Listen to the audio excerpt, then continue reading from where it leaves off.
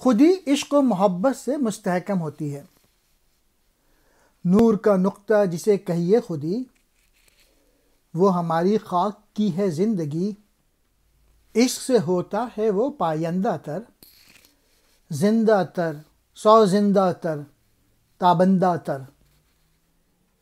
عشق سے جان خودی آتش بذات، ارتقا یاب اس کے مخفی ممکنات۔ آتش اندوز اس کی فطرت عشق سے، عالم افروز اس کی فطرت عشق سے۔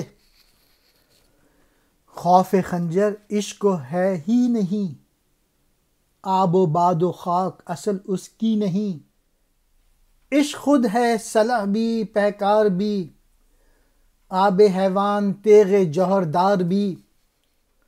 ہوتے ہیں اس کی نظر سے کوشخ، حق ہی بن جاتا ہے آخر عشق حق۔ عشق کر محبوب کوئی تو بنا، چشم نو ایوب کا دل لے کے آ۔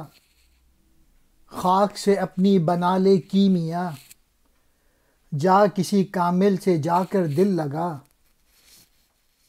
تجھ میں سوز جان رومی چاہیے، پھونک دے روم آتش تبریز سے۔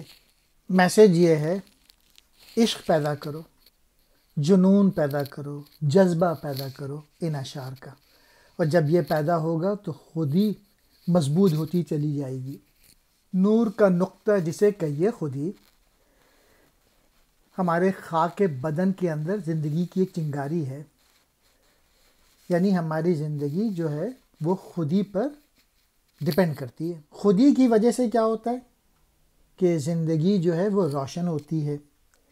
جب انسان اپنی خودی سے، اپنی حقیقت سے، اپنی ذات سے، اپنی پوشیدہ صلاحیتوں سے آگاہ ہوتا ہے تو اس میں ایسی طاقت پیدا ہو جاتی ہے جس سے وہ بڑے بڑے کارنامے انجام دیتا ہے۔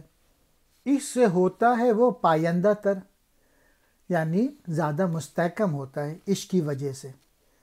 خودی جو ہے وہ عشق کی وجہ سے زیادہ مستحکم ہوتی ہے، یعنی خودی جو ہے محبت کی وجہ سے زیادہ دیر تک رہتی ہے، یعنی جاویداں، زیادہ زندہ، زیادہ جلانے والی اور زیادہ چمکنے والی بن جاتی ہے۔ زندہ تر، سو زندہ تر، تابندہ تر۔ خودی محبت کی وجہ سے، عشق کی وجہ سے اپنی جو چھپی ہوئی صلاحیتیں ہیں اس کو استعمال کرتی ہے، اور پھر وہ اپنے اندر سوس پیدا کرتی ہے، روشنی کا مینار بناتی ہے جس سے دوسرے لوگوں کو فائدہ پہنچتا ہے۔ اس سے جان خودی آتش بذات، یعنی محبت ہی سے اس کا جوہر شعلہ پذیر ہوتا ہے، اور اس میں پوشیدہ امکانات یعنی قوتوں کی نشو و نما ہوتی ہے۔ آتش اندوز اس کی فطرت عشق سے، عالم افروز اس کی فطرت عشق سے، یعنی خودی کی جو فطرت ہے وہ عشق ہی کی حرارت کی وجہ سے ہے، اور عشق ہی سے دنیا کو روشن اور منور کرنے کا طریقہ سیکھا ہے۔ مثال یہ ہے کہ علامہ اقبال کو عشق تھا کہ ملت کے حالات تبدیل ہوں، جس کی وجہ سے ان کی خودی پختہ ہوتی چلی گئی، اور پھر یہ عالم روشن ہوا ان کی اس پوئٹری سے۔ اب علامہ اقبال بتاتے ہیں کہ عشق کو خوف نہیں ہوتا ہے خنجر وغیرہ کا، خوف خنجر عشق کو ہے ہی نہیں، آب و باد و خاک اصل اس کی نہیں، یعنی عشق کو تلوار اور خنجر سے کوئی خوف نہیں۔ عشق کی اصل بنیاد پانی، آگ، ہوا اور خاک، یعنی ان عناصر سے نہیں ہے عشق کی بنیاد۔ جو عشق ہے اس کو مادی دنیا سے زیادہ کوئی انٹرسٹ نہیں ہوتا ہے، اس کا تو کام جو ہے عشق کا وہ انسان کو فلاح اور اس کو فائدہ پہنچانا ہوتا ہے۔ جیسے اقبال کی یہ جو پوئٹری ہے اس کو کوئی مادی فائدے کے لیے نہیں لکھی تھی انہوں نے، ملت کے حالات صحیح کرنے کے لیے لکھی تھی۔ عشق کر محبوب کوئی تو بنا، چشم نوح ایوب کا دل لے کے آ۔ علامہ اقبال کہہ رہے ہیں تو بھی عشق سیکھ اور کوئی محبوب تلاش کر، کوئی نوح تلاش کر، کسی ایوب کا صبر مانگ۔ چشم نو یعنی کسی نوح علیہ السلام کی آنکھ، یعنی حضرت نوح علیہ السلام کو کفار سے سخت قسم کا واسطہ پڑا تھا، وہ اللہ کے حضور گڑ گڑا کے روتے تھے کہ ان میں گداز سے دل پیدا ہو. اور حضرت ایوب علیہ السلام کا صبر مشہور ہے، سخت سے سخت مشکلات میں بھی انہوں نے صبر سے کام لیا. عشق خود ہے صلح بھی پیکار بھی، آب حیوان تیغ جوہر دار بھی. یعنی دنیا میں عشق صلح بھی ہے اور جنگ بھی، وہ آب حیات بھی ہے اور تیز کاٹ دینے والی تلوار. یعنی جو صاحب عشق ہوتا ہے اس کی نظر میں دنیاوی مقاصد اہم نہیں ہوتے.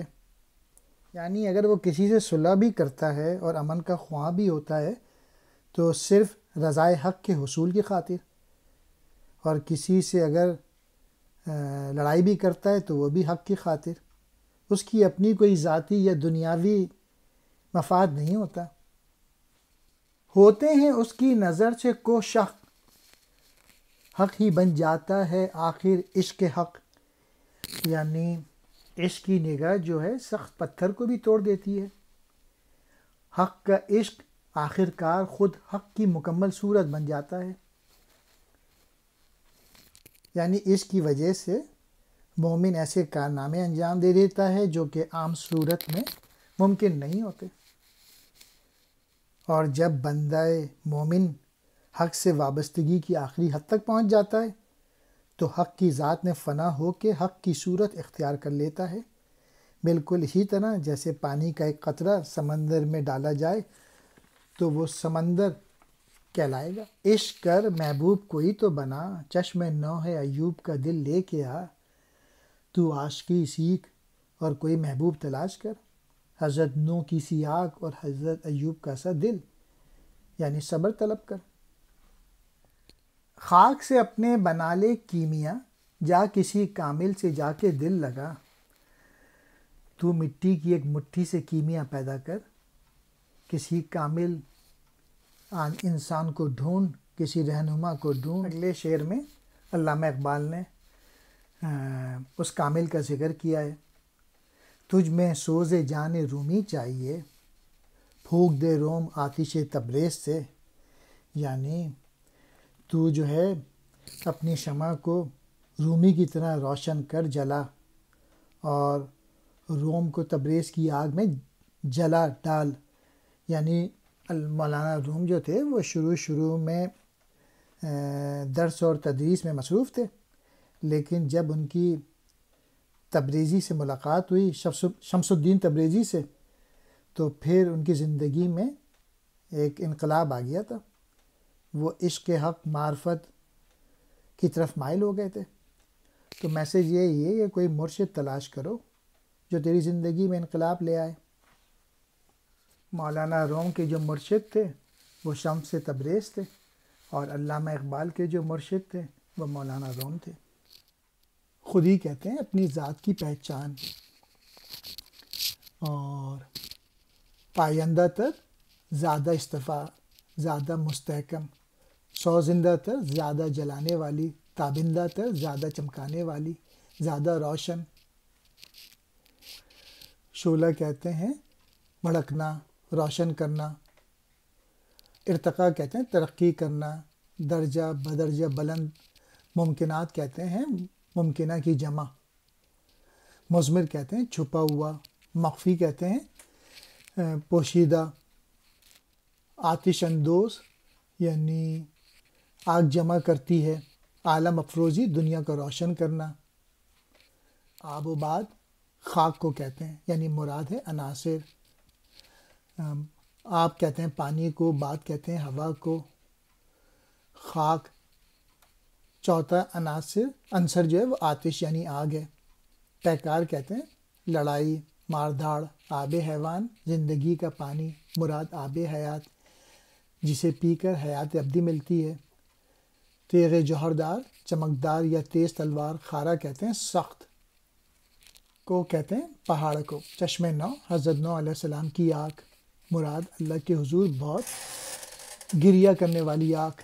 قلب ایوبی حضرت ایوب علیہ السلام کا سا دل، حضرت ایوب جو بہت صابر تھے. کامل کہتے ہیں کوئی بزرگ، آتش تبریز، تبریز کی آگ.